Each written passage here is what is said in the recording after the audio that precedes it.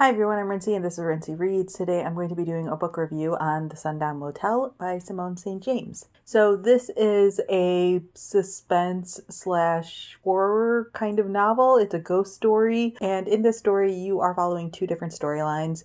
The first one is set in the early 1980s and you are following Viv Delaney. She has recently decided to leave her home. She's like college age approximately, and she's decided to leave her home, leaving behind her mother and her sister because she doesn't really get along with any of them, and she basically tells her mom that she's going to leave to go to New York City in order to become an actress. However, instead of ending up in New York City, she ends up in this small town in New York called Fell, and she ends up at the Sundown Motel. She was like hitchhiking and realized she was in a not great situation, so she basically just like got out and ended up at the motel. And she originally gets there and plans on just like staying the night and figuring out her plans from there, but then the owner of the motel was like at the front desk when Viv shows up and tells her that she's allowed to stay there free of like rent as long as she's willing to work the night shift. And so Viv ends up staying in town and working the night shift. But as she's working there, she realizes that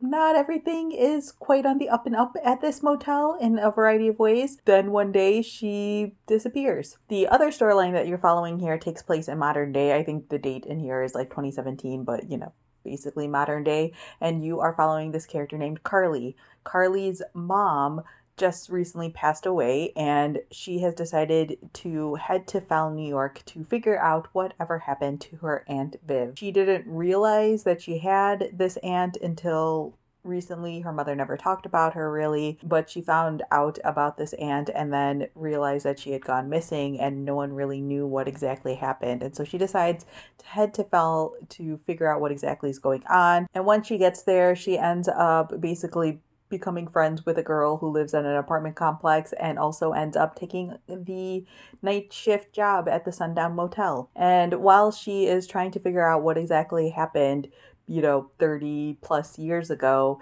she realizes that there are some weird things going on at this motel. So I read Broken Girls by Simone St. James, I think back in like 2018, and I enjoyed that book. I thought it was really interesting. That one is also historical fiction and modern fiction sort of mix because there is a past storyline and a present storyline, and it has to do with like a boarding school type of situation in Vermont. And that's a book that has like a little bit of a ghost element woven into it, but it's not like a full-on ghost story. This one is a full-on ghost story, and I went into this book pretty blind. I didn't really pay attention to the synopsis even really. I mean, I paid attention to the synopsis, but I wasn't really paying attention to what other people were saying, but I had seen like a general vibe of like positive reactions to this book. And again, I like Broken Girls, which is why I got this one from Book of the Month as well. And I didn't realize that this one would be leaning even more into ghost story side of things. And originally when I first started reading this book, I was a little bit hesitant because I wasn't sure how that was going to vibe with me because I'm not really a horror reader. I actually got along with it pretty well. It's one of those things where you just kind of have to go along with it no matter where you fall on the spectrum of believing in ghosts. You kind of just have to buy into the fact that ghosts are a thing in order for this to work. But I have to say that this book really freaked me out, but it wasn't the ghost stuff that freaked me out. This genuinely has like some really suspenseful moments, like suspenseful enough that I had to put the book down because I could feel sort of like my anxiety growing. I was also reading this book a lot at night. Which I did that like multiple days in a row, and every time I would get to a part that was like really suspenseful or even like had to do with the ghosts and was like a little bit creepy, and I would be like, why am I reading this book right now? This was a terrible idea. But at the same time, I didn't stop reading it because the book was that compelling to me. I wanted to know how this was going to wrap up. I wanted to know what happened to Viv.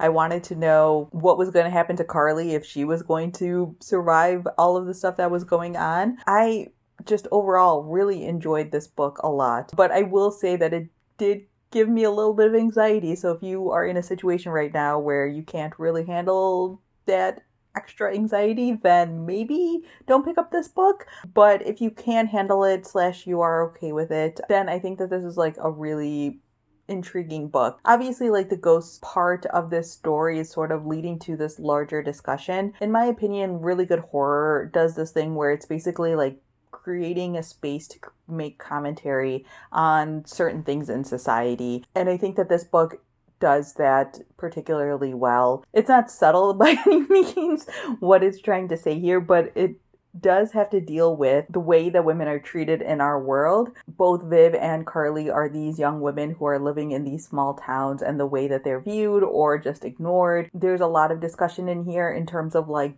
the general anxiety that women feel, and single women specifically feel, existing in the world, and the way that they are constantly warned about the terrors that are happening around them, and what they should be suspicious of and what they shouldn't be suspicious of, and the way that they're supposed to act around certain people in certain situations. All of that is commented on in this book because that's partially what the story is about. Viv and Carly in both timelines are young women living on their own, working these night shifts and facing these dangers that in other situations, if they were men, they probably wouldn't be in these situations and things like that. I have a feeling that the ending of this book is going to be very like hit or miss with people. There are certain like twists and reveals that happen towards the end of the book that personally I really enjoyed. I think it's partially because like I was so sucked into the story. I didn't spend a lot of time trying to guess what was going on. They do start to like slowly give hints of things that are happening, and that can kind of lead you in the direction that this book is going. But overall, I really enjoyed it. I will say like the one thing I will knock this book for is because this book is told in dual timelines, you'll see like things occur in Viv's life and in Viv's timeline, and then you'll basically watch Carly in like the next chapter put all of the pieces together in order to figure out that event that you had just read about, and it can sometimes feel a little bit repetitive because you're basically just like rereading or rediscovering the same information. And I do realize like you kind of have to go through that because you have to show how Carly is figuring out all of the stuff that you had just learned. But it did feel a lot of times that you were like doubling up on information, or you're just rereading information that Carly is just figuring out for the first time. It does feel like there's a lot of those situations where the reader knows more than Carly does, and you're like having to wait for her to figure it out for a lot of the chapters. But it does put a lot of things into perspective as well, in terms of like the way that victims of crimes are written about and talked about, and how you can very easily assume that you know what's going on, but unless you were actually there, you don't really know what was going on, and how like people think that like just because you read a news report about a certain situation that you know all the truths.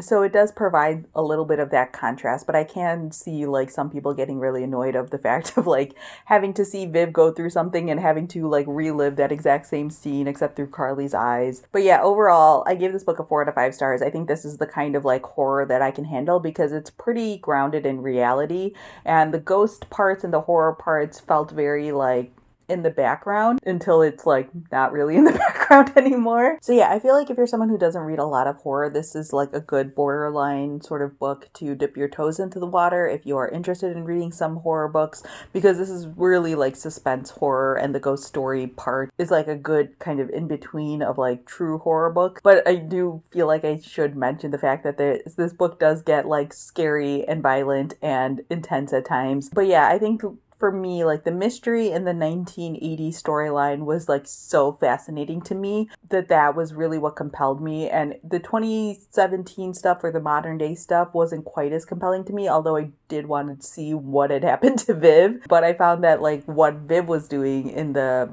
flashback storyline to be the most compelling part of this book. So yeah, those are my quick thoughts on The Sundown Motel by Simone St. James. Let me know down in the comments below if you've read this book, what your thoughts were on it.